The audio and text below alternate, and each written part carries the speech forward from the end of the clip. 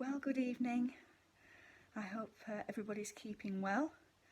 I've had a great day today, relaxing, did a bit of washing, hung that out on the line. Hasn't been too sunny, but the wind's been there and it's dried one load. I've been out walking with the dog and I've managed to catch up with family, had phone calls.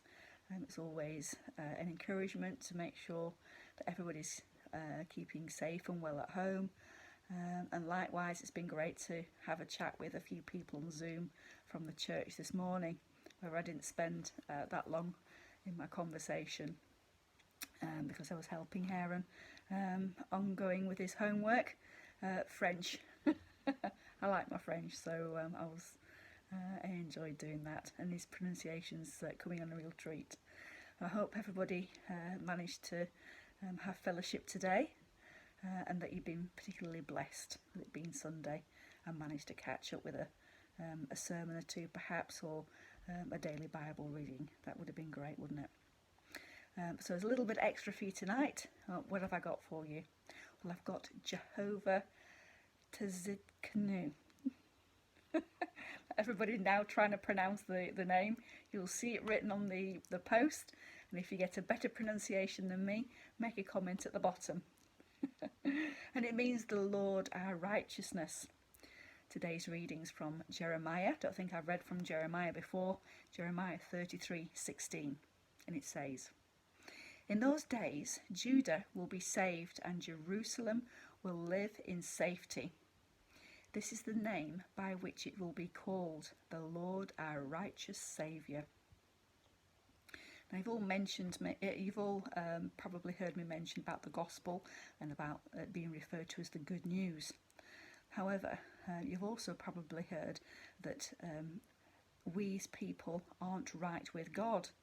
So that's a bit of a contradictory message when we say this is good news, isn't it? Well, let's look at this Hebrew word, tzidkenu. The word tzedkah means righteous, declared innocent.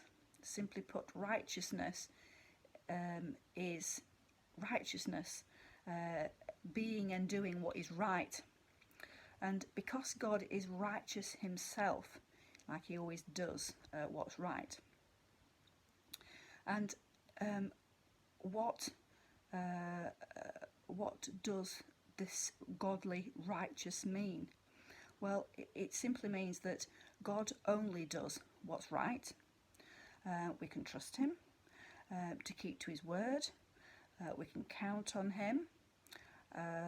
We use his power. We know that he will protect us. He strengthens us. We see his strength. He blesses us. And we can expect him to rightly deal with evil. Okay? And in a short, we can just be confident that he will never do what's wrong. And we hope that in our judicial system, don't we? We think, of judges being righteous, okay? But it doesn't happen to be the case. But with God, he cannot sin, okay? He is righteous. There's no wrongdoing in that. So if you can think of that. So as Christians, we can be encouraged that, he rescues us from our own righteousness. You see, he can have nothing to do with sin.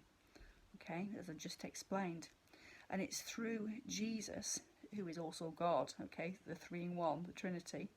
I won't go into that, but check it out, see what I mean by it. So it's through Jesus' work on the cross that actually we are being made right with God by his grace, and Christ takes our sins by faith, and we receive his righteousness in return. It's an exchange. And because of his righteousness, we become right with God.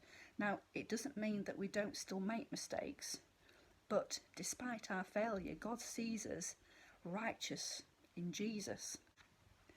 So what is that encouragement that we can have?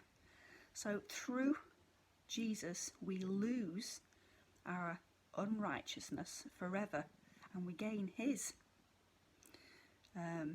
And I like this last quote, so I'm going to finish this with the book. I quite like this. "If you hate to be wrong and love to be right, know that you will never be less wrong or more right when you are with Christ. So I'm going to leave you with that thought. Be blessed, and I'll catch you tomorrow.